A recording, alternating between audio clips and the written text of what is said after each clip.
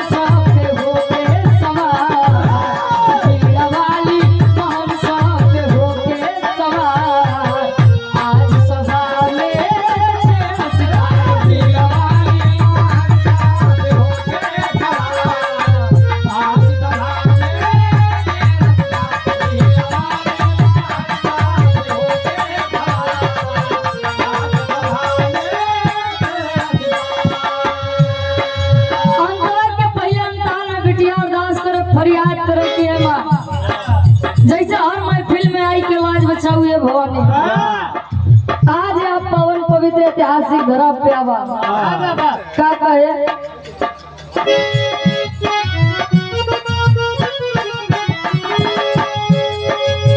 श्वेत बसान बात हंस की सवारी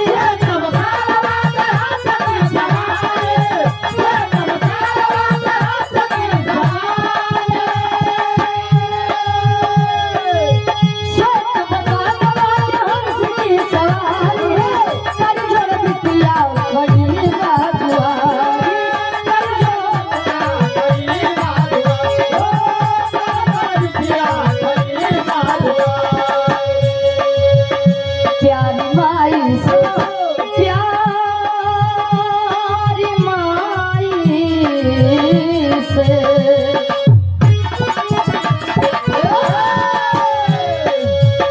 प्यारी माई से बिटिया करेली पुकार, प्यारी माई से बिटिया करेली पुकार। आज सभा में छेड़ा सितार, प्यारी माई से बिटिया करेली पुकार। आज सभा में छेड़ा सितार,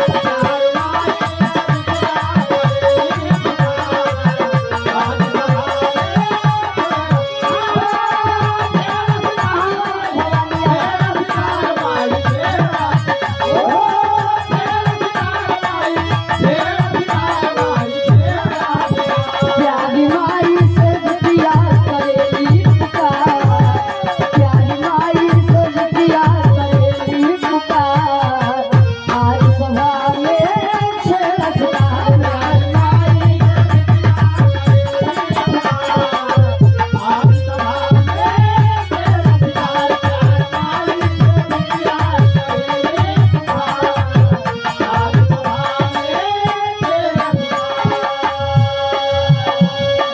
आज भक्ति भाव की होनी चाहिए। मन में अगर किसी भी काम के प्रति भाव है, श्रद्धा है, काम सफल है। बिटिया कहे न स्वर पता, न ताल पता, न छंद पता, न तुकबंदी पता, लेकिन आपके भरोसे गाई थी, बजाई थी। कहा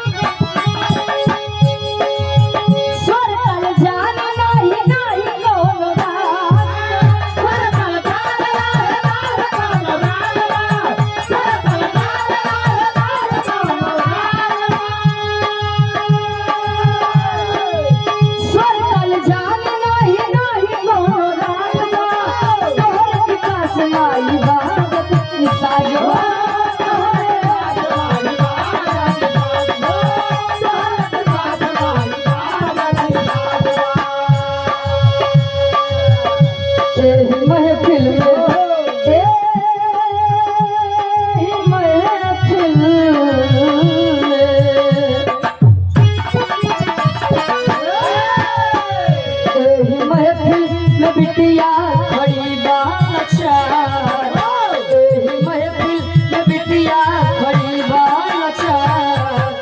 आज सभा में छेड़ा सितार, महफिल में बिटिया खड़ी बालचार। आज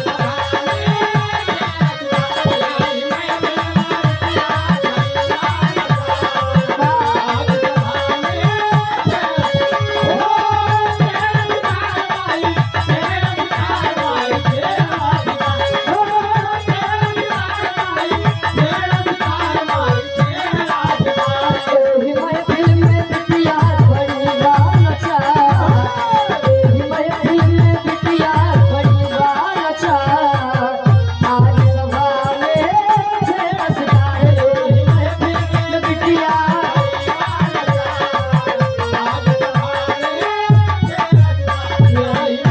में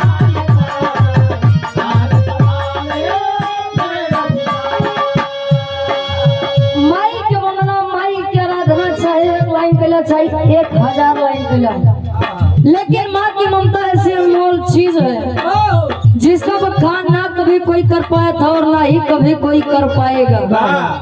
यहाँ से बिटिया आखिरी में बताया कि बिरहा जगत में कौन खानदान से ताल्लुकात रखता है। कैसे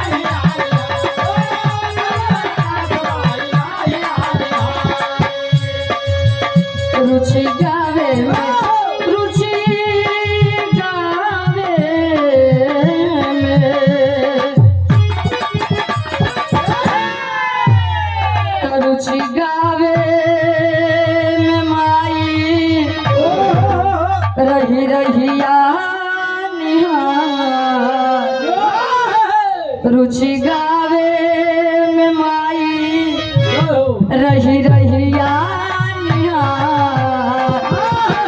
आज सभा में छेड़ा सितार रुचि गावे में माई